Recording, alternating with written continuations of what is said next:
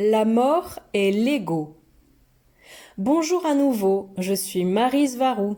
Bienvenue sur ma chaîne et merci d'être ici avec moi une fois de plus. La façon dont le corps limite la conscience et la connaissance de l'âme, en faisant vivre à celle-ci une expérience qui est limitée par la capacité de perception de ses 5 sens de base seulement, combinée avec le voile de l'oubli, crée l'illusion très forte que le monde matériel est tout ce qui existe.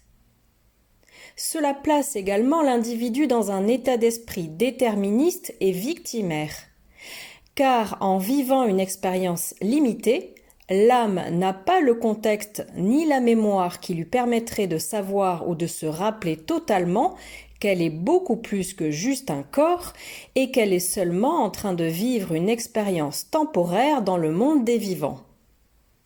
Cela crée naturellement une perception limitée de ce qu'est l'existence et cela crée aussi le concept de moi, de je, de l'identité de l'ego.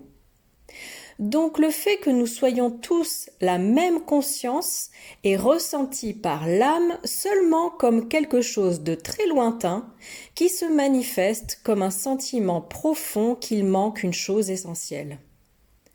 La peur de la mort apparaît alors naturellement, non seulement en observant d'autres êtres qui meurent autour de soi, mais aussi de par la connaissance intérieure de sa propre finitude. Peur de la mort comme quelque chose qui met fin à cette identité, à ce moi lié à cette créature matérielle qui ne vit que quelques jours d'existence dans le monde des vivants et qui fera tout pour rester en vie aussi longtemps que possible, quoi qu'il arrive, y compris en passant au-dessus de la vie des membres de sa propre espèce, ce qui entretient les concepts de survie et de la loi du plus fort. Ce fort attachement naturel à la vie et cette peur inhérente de la mort font qu'il est encore plus difficile pour l'individu de savoir que sa conscience ne s'arrête pas quand sa vie physique s'achève. De ce fait, les notions et les concepts associés à la vie après la mort, incluant toutes les preuves qu'il peut y avoir à ce sujet, sont considérés seulement comme le résultat de prendre ses désirs pour des réalités, d'être dans le déni de la mort et incapable d'accepter sa propre destruction, la destruction de l'ego. Car nous sommes tous fortement programmés pour nous accrocher à la vie, quoi qu'il arrive, tant que nous sommes incarnés. Mais certaines personnes se souviennent de vies antérieures, à un degré ou à un autre, et d'autres se souviennent même de comment c'était dans l'entre-deux-vie. Aussi bizarre que cela puisse paraître, ces individus acceptent ouvertement d'être capables d'apprécier la vie encore plus que les individus qui ne se souviennent de rien au-delà de leur vie actuelle. Et même s'il ne s'agit que d'une observation subjective, elle est également étayée par l'expérience d'individus qui, après avoir subi une expérience de mort imminente, changent leur regard sur la vie et la mort. Les personnes comme ça, au cours de leur vie, ont tendance à ne pas se soucier autant de leur destruction au moment où elles mourront, donc elles se concentrent davantage sur le fait de profiter de la vie, sachant aussi que la mort ne résoudra pas leurs problèmes psychologiques ni leurs douleurs mentales. En effet, tout ce qui tourmente l'individu pendant qu'il est du côté des vivants le suivra jusque dans le monde des esprits, puisque notre expérience et tout ce que nous avons appris pendant que nous étions vivants sont les seules choses que nous emportons de l'autre côté. Et c'est cela qui crée la perception depuis le côté du monde des esprits d'avoir besoin de se réincarner pour résoudre tout ce que nous avons l'impression d'avoir laissé inachevé. Tous ces problèmes mentaux et psychologiques finissent par être emportés dans l'au-delà lorsque l'individu ne lâche pas son identité d'ego, car ces problèmes mentaux sont un gros facteur de formation de l'ego, justement à cause de la peur de la destruction. car de manière naturelle, l'individu associe uniquement l'ego à l'identité physique dans le monde des vivants. Les individus qui sont morts par suicide finissent juste par découvrir que ce à quoi ils essayaient d'échapper, toute leur douleur mentale et psychologique, les a suivis dans l'au-delà. Et le pire, c'est qu'ils ne peuvent plus rien faire pour résoudre leurs problèmes, car ce qui les a causés leur est maintenant inaccessible parce que cela se trouve dans le monde des vivants et eux n'y sont plus. Cela provoque chez l'individu un fort désir de se réincarner et en une personne qui, dans la perception de son esprit, aura un certain angle de vue qui pourra l'aider à résoudre ses problèmes et ses questions.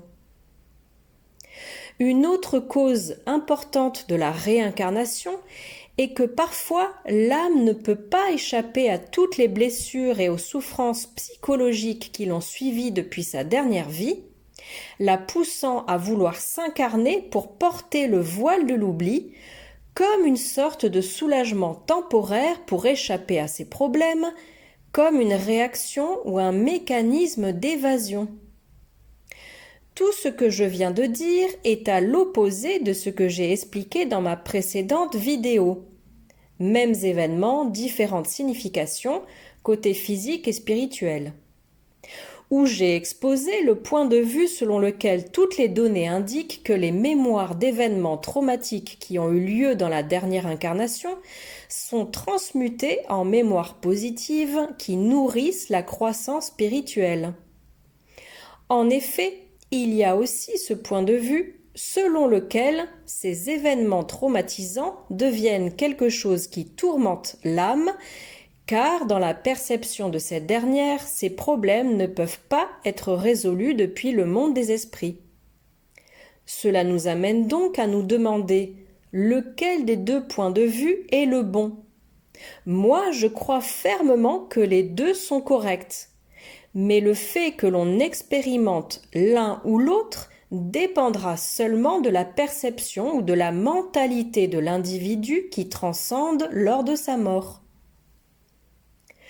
Comme référence, je citerai de nouveau le travail de Dolores Cannon parce qu'elle insiste sur le fait que tout indique que l'ensemble du travail spirituel qui est nécessaire pour résoudre nos problèmes psychologiques doit être effectué seulement dans et depuis le monde des vivants, pendant que nous sommes incarnés. Bien que personnellement, je ne suis pas tout à fait d'accord avec ces conclusions ici, ou seulement partiellement. J'insiste sur le fait que l'idée selon laquelle tous les problèmes d'une âme doivent être résolus depuis le côté des vivants provient du fait que ces problèmes ont été formés ou causés précisément du côté des vivants. Alors qu'en étant une âme dans l'au-delà, tout dans le monde matériel devient logiquement inaccessible. Et bien sûr, les problèmes qui se sont formés du côté des esprits peuvent être abordés et résolus depuis ce même côté. Tout cela vu depuis l'idée de perception qu'il y a un côté spirituel et un côté matériel. Ce qui fait que les êtres suffisamment avancés pour savoir qu'une telle dualité n'est qu'une illusion sont en mesure d'aborder toutes leurs questions et leurs problèmes depuis n'importe quel côté où leur attention peut se poser. À condition bien sûr qu'un être d'un tel niveau puisse avoir aussi ce genre de questions à résoudre. Je crois fermement que l'un ou l'autre concept, à propos de comment on interprète un événement traumatique, en fonction de si on est du côté des vivants ou si on est déjà passé du côté des esprits, ne dépend que de l'individu lui-même. Que l'individu puisse transmuter les mauvais événements inutiles en événements nutritifs pour sa croissance spirituelle, ou qu'il reste tourmenté par ces mêmes événements, cela dépend uniquement de qui est chaque âme. Cela dépend de son individualité et de la philosophie de vie qu'elle a développée quand elle était incarnée, ainsi qu'au cours de ses vies antérieures, que l'individu s'en souvienne ou non, car ces mémoires nous façonnent depuis notre inconscient. Et ce qui peut être pire, c'est qu'un individu qui est dans un certain état d'esprit pendant qu'il meurt peut rester coincé dans ses propres pensées de douleur, se maintenant dans une forme de manifestation du corps éthérique qui n'est pas pleinement dans le monde des vivants et qui n'est pas non plus dans le monde des esprits, comme s'il s'était auto-piégé dans ce que nous pourrions appeler le bas astral, comme un fantôme peut-être. Des sentiments extrêmes de douleur psychologique et des blessures mentales, un fort attachement à n'importe quelle chose dans le monde matériel et surtout beaucoup de colère, de peur et de culpabilité sont ce qui emprisonnent une âme dans le bas astral, que je pourrais décrire comme une caricature sombre ou comme un miroir déformé du monde des vivants, une interprétation mal manifestée et tordue de ce que l'on appelle monde matériel. Selon moi, personne ne se perd ou n'est piégé nulle part quand on se désincarne, parce qu'on ne fait qu'expérimenter exactement ce sur quoi on se concentre et porte son attention. Et comme l'a expliqué une autre leader spirituelle très respectée, Teal Swan, un fantôme ou un esprit serait seulement une sorte d'écho d'une personne et non l'expérience objective d'une âme réelle. Moi, personnellement, j'ajouterais que cet écho pourrait aussi être causé par une sorte d'anomalie temporelle, puisque le temps est extrêmement flexible et ne dépend que de celui qui l'expérimente. Ainsi, dans certaines circonstances, un fantôme peut n'être qu'un aperçu d'un événement passé qui s'est infiltré dans le moment présent suffisamment pour être perçu. Donc il se peut que ce fantôme ne soit pas du tout un esprit, mais une anomalie temporelle dans laquelle deux événements différents, tous deux survenus dans le monde des vivants, se croisent, car il n'y a pas de temps et seul l'instant présent existe. Notre approche de la vie, nos valeurs, notre éthique et notre attitude forment ce que nous sommes. On ne nous donne pas une âme, et nous n'avons pas non plus une âme, mais nous sommes une âme. C'est nous qui construisons notre âme au fur et à mesure que nous avançons. Nous devons former notre âme, car c'est ce que nous sommes. C'est pourquoi l'expérience, ce que nous vivons, ce que nous en retenons et comment nous interprétons tout ça, c'est tout ce qui importe. En considérant tout ce qui est matériel juste comme un moyen d'atteindre une expérience désirée ou nécessaire et à quoi nous ne devons pas vraiment nous attacher. Une âme se construit peu à peu avec notre expérience personnelle et cela nécessite beaucoup d'efforts, de temps en vie et de dévouement. C'est difficile et compliqué, mais c'est notre mission. Car notre objectif dans la vie et aussi dans l'au-delà est de construire ce que nous sommes. Et ce que nous faisons et comment nous interprétons ce que nous vivons, c'est ce que nous sommes et qui nous sommes.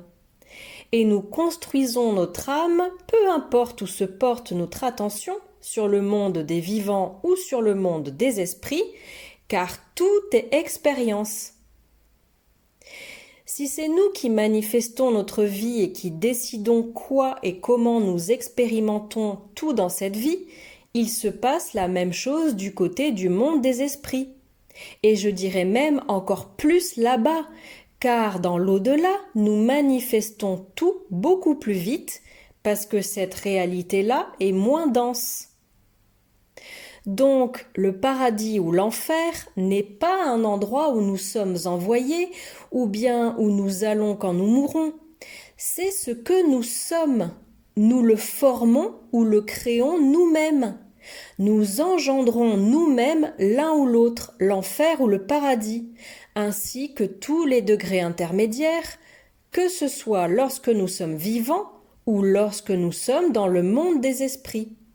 Parce qu'au final, tout est pareil, tout est spirituel. Le monde matériel n'est qu'une illusion, j'insiste. Nous créons notre paradis et nous créons notre enfer, parce que ce que nous expérimentons et la façon dont nous l'interprétons est un reflet direct de ce que nous sommes. Dans le monde matériel, un changement de pensée et de perception peut prendre du temps, car tout y est pâteux et lent, mais le changement s'opère quand même. Et peu importe ce que nous sommes en train de vivre dans l'instant présent, car ce qui se passe après dépend seulement de nous et de la valeur que nous donnons à chaque chose. Dans le monde des vivants, nous pouvons facilement avoir l'impression que nous n'avons pas de contrôle sur nos vies, et ça peut souvent être le cas, mais seulement si nous renonçons à notre droit de décider par nous-mêmes.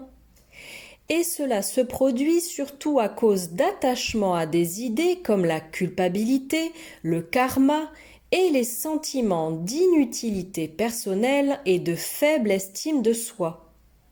Et cela peut provenir du fait d'être dans un mauvais environnement et entouré de personnes qui sont toxiques pour nous. Tout cela nous fait ressentir que nous ne méritons pas un changement dans nos vies parce que nous pouvons même penser que le fait d'opérer un changement positif pour nous-mêmes est égoïste. Mais ce sentiment d'être égoïste, généralement, nous est implanté par des personnes manipulatrices avec des traits narcissiques, surtout si ce sont des membres de notre famille. Qui nous sommes et ce que nous allons vivre ou expérimenter dépend de nous et seulement de nous. C'est pourquoi il est si important de créer et de construire notre âme. C'est pourquoi nous devons nous responsabiliser par rapport à ce que nous pensons et faisons, et nous ne devons suivre personne, mais plutôt nous nourrir de tous, étant donné que c'est à nous de décider quelle partie des contenus que nous consommons sont utiles et quelles parties ne le sont pas. Autrement dit, en conservant et en construisant notre propre individualité, en gardant toujours à l'esprit que tout est information et que rien n'est la vérité ultime, puisque ça ne dépend que de points de vue qui peuvent être parfaitement valables pour l'autre personne. Nous construisons tous notre âme au fur et à mesure que nous avançons, mais au final, et depuis le point de vue le plus expansé, nous sommes réellement tous un. Et toutes les autres personnes ne sont que nos ombres, elles sont qui nous avons été un jour et qui nous serons plus tard. Être gentil avec les autres, c'est être gentil avec soi-même. Alors s'il te plaît, aime-toi. Merci d'avoir regardé ma vidéo. Avec beaucoup d'amour, Maryse Varou.